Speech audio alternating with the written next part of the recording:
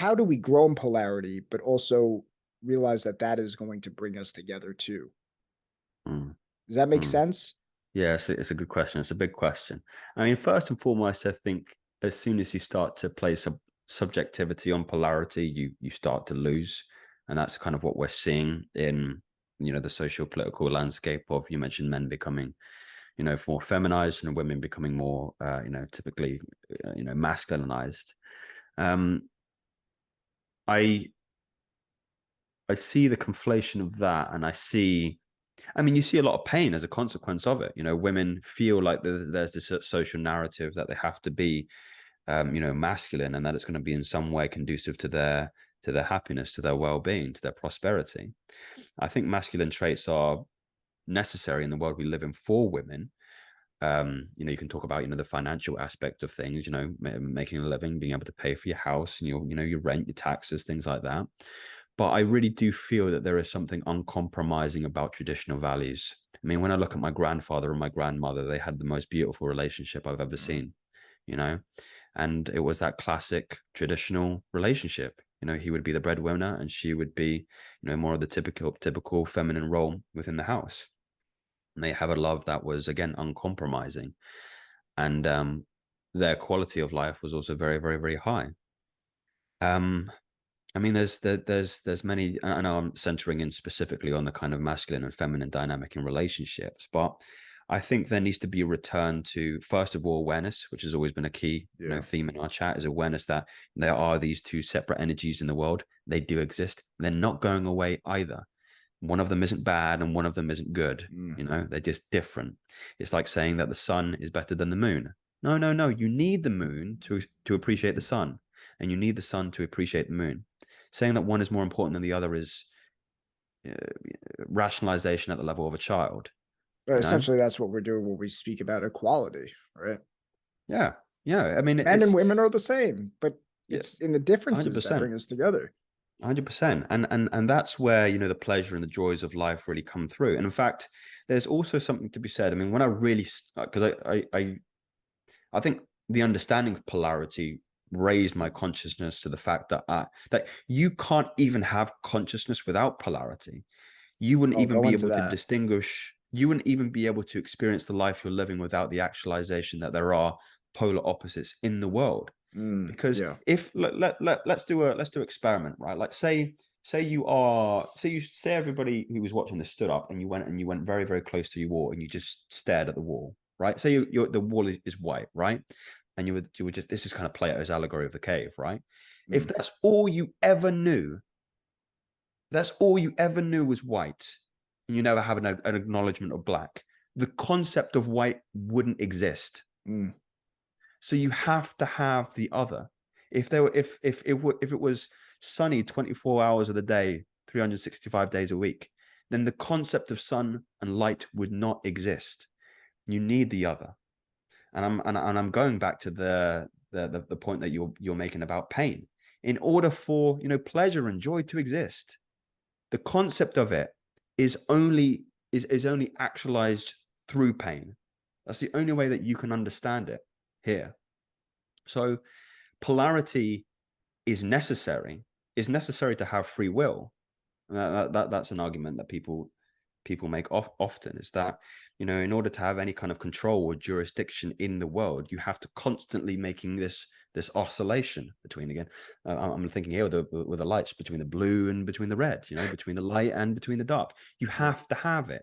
If you only had red, there would be no acknowledgement of this. So, and and when I started to go through all the different, and again, dualistic nature, up, down, left, right, I became grateful for them. The ones that you perceive as being bad, that's the real trip, right? Is that here's a wild thought that people don't actually think, is that we talked about pornography, right? And people would think, oh, I have a very, very strict or condemning view of pornography, right? We need pornography. We need it. We Mm. do. We do. We need pornography because because it's going to be the system in which we recognize a life without it, right? Mm. Like we need, like, you can even tie this to yourself. Like, you need bad shit to happen to you. You need that shit. Like, when I was addicted to pornography, I needed to be addicted because I would have no actualization of the pleasure and love and fulfillment and wholeness that I experience now. Right? That's a wild way to think, but it's necessary.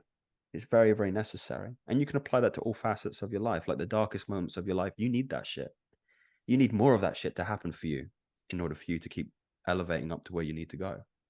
So polarity, it might be life's biggest lesson. It might be the lesson. And it's just a constant trip. It's just a constant oscillation. So polarity, it's everything. It's and the end of things is when they come together. And that's yoga. That's where the curtains close, where everything ends. We come back to divine mind. That's it. Yeah, and I And that think will happen, by the way. that's I think that's that's also the key to the next generation. The more the Mm, polarity, the more that stronger bond, especially in the sexual arena. The more mm, a man, that's why I say a more a man is a man, not does. I mean, like mm, does masculinity. Because I went through that phase. That was by, as I said earlier, it was nice guy Michael to bad boy Michael. I mean, say the idea is the nice guy Michael was I was doing it because I wanted attention. Oh, here's flowers. It's mm, then bad boy was I don't care at all. I'm not gonna text them back, or I'm not gonna, I'm gonna do this because then they're gonna be thinking so much. I'm playing games mm, versus being Michael or being Joseph. You it- it's so damn hard to articulate because that's why it's the heaven quote comes back to mind, right? Seek first the kingdom of heaven. So to be a man is to be at peace. mm. That's It's it. because then everything naturally comes out of that, the testosterone and all that. They say stress messes up the testosterone, one of the biggest things. Mhm. And I think that might be one of the biggest things that screws up testosterone. You have to take Oh all these yeah. supplements and all this. You Mhm. talk about fasting, right? Fasting might be, you think you have to do all these. I've done all the things. I've worked at GNC. I've worked at gyms. I've seen it, and to me, I think for people who are listening who want, testosterone advice, stress is the biggest thing. I really think that. So, any thoughts on that?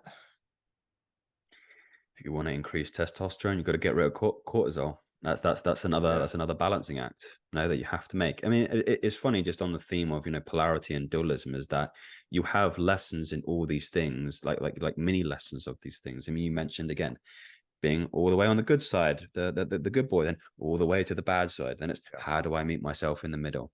You know, with with testosterone, that's a balancing act between, because they have an inverse relationship. Testosterone is kind of like the yang aspect of things. Let's say, again, I'm using the lights here, it's a good analogy, but Yeah. you got heightened testosterone over here, yang, go get them, good, do them. But also, here's another trick: is that too much testosterone is an Mm. issue, is a problem. So it's how do I balance, like cortisol? Like, you don't want no cortisol. You don't want that shit, right? Because then you'll just be a fucking raging bull, getting into fights all the time and Mm. making a mess of your life. So again, back to my point, you need both. You need both. You need good amounts of healthy testosterone and good amounts of healthy cortisol. Most people, though, are kind of fluctuating here, so much stress, apathy, depression, negative emotion, and they don't have zeal, vigor, that kind of masculine essence to go and have drive in their lives. So it's, again, how do I get right here? How do I get right here? You know, it's all a balancing act. And that was, I think, the first thing that we talked about in this podcast, is that the answer to self-realization is a balancing act of the polarities that you experience in life. That's all it is. And that's how you get back to home. That's how you walk, with the Tao. It's not too much of one thing and too little of another. It is just the right amount to where you come back home. Makes me think of bipolar Every time I heard that word, it just it didn't be bipolar.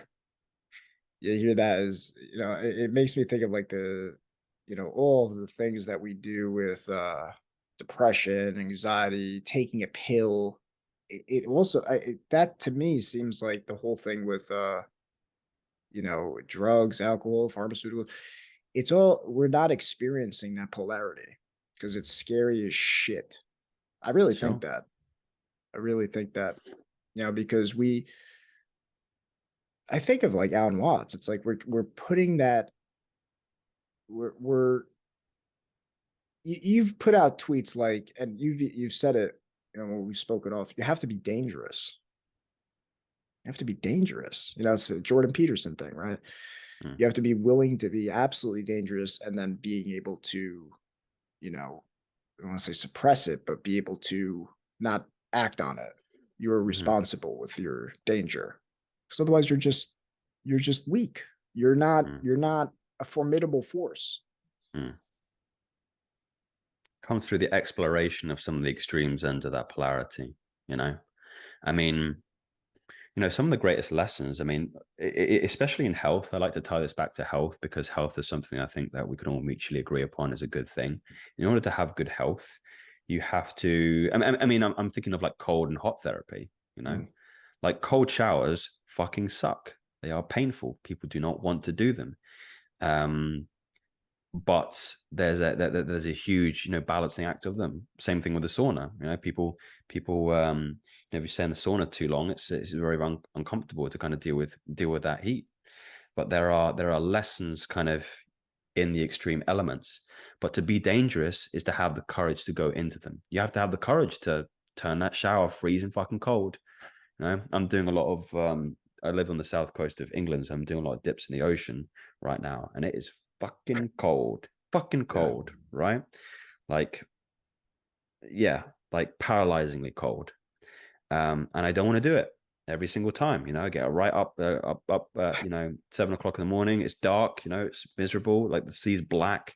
And I'm thinking, I do not want to fucking go in here. That is the worst thing I want to do.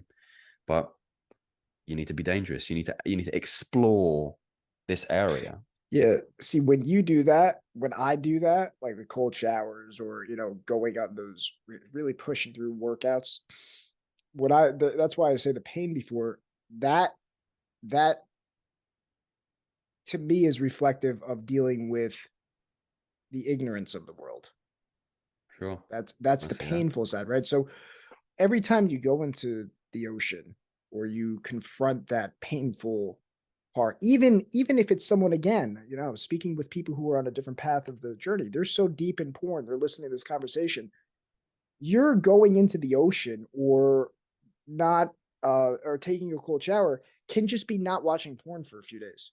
Yeah. That could be just the same because you've conditioned your brain so much. Because I remember, when I was watching, so man, I was scouring the internet for Mm, just people who understood where I was coming from. I didn't want to go to a therapist, be like, tell me how you're feeling. Oh, that's an issue. And it's like, no, I want to speak with someone who is going through that experience. Again, it's mask, right? You're a mask with the therapist. I want to go through somebody. I want to speak with people who have gone through it. mhm. I want to speak with like if I go to a church, I want to speak with somebody who has who can give me relationship advice because they've been in a relationship, you know? And it's not to dismiss somebody, it's not that people can't give advice, but it's the lived experience that I was looking for. So, you know, uh that to me, that ocean, that's the first thing I thought of, right? When you're doing those hard things, I often will reflect on people in my life who, and I say this not trying to be arrogant, as if I don't know it all. Because disclaimer, I don't know it all, and I know how little I know. I truly do. But when I'm around people who really they think they have it figured out. Trust the science comes to mind. Trust the Mm. science. This scientist knows. Really, you. When I'm surrounded by people who know, they think they know so much. How do I humble them without humbling them? Um, I don't think you can. I think, you know, part I think part of what leads to them getting where they need to be in terms of a spiritual evolution is just being is trying to sit in that truth. I really do think, Yeah. because um it it's not as simple as maybe asking the question. Let's say, have you considered that you may be wrong in this situation? Have you considered that this may Yeah. be, you know, inaccurate or misleading? Sometimes it isn't as simple as that. Sometimes and it won't come in the way that you want. That they'll go, oh, you know what, Michael, you are correct. I have been very, very arrogant and blunt. Like, that is rarely what happens. What really happens is that you get somebody into an emotional state where they are provoked and they have to deal with that Mm. emotion. I talked to you about this. Is that's kind of what my tweets do. Is that people think that the reaction I want is that reaction when let's say I tweet about pornography and I say, oh, you know, pornography is you know, a toxic scold on modern Western culture. You should get rid of it now. Like, the last thing I want, or the last thing I think is the reaction to that is, by Joe, I think he's right. I think Yeah. he's right. What I want for people to read when they say that to you is, fuck you. What are you talking about? Fuck you. What do you mean you know it all? That's bullshit. I'm fine. I'm good. I'm by myself. I can watch porn. I can function well, you know? And then what will happen is, a couple of weeks later, is that tweet will come back. And I'll start thinking, why am I not as happy as I thought I was? Why can I not get a long-term relationship with somebody? Why am I just fucking all these women, but I just feel so goddamn empty inside? Why is that the case? And it'll keep popping up. It may take years. That's what happened to Yeah. me, because that was my initial reaction. It was, fuck you. You are wrong. You don't know shit. My life's great. So it never happens in the way that you think it's going to happen. You just have to, again, and speak your truth, what you think is right in this particular moment of your life. And in some way or form, that will be a seed that gestates into the catalyst for somebody getting where they need to go.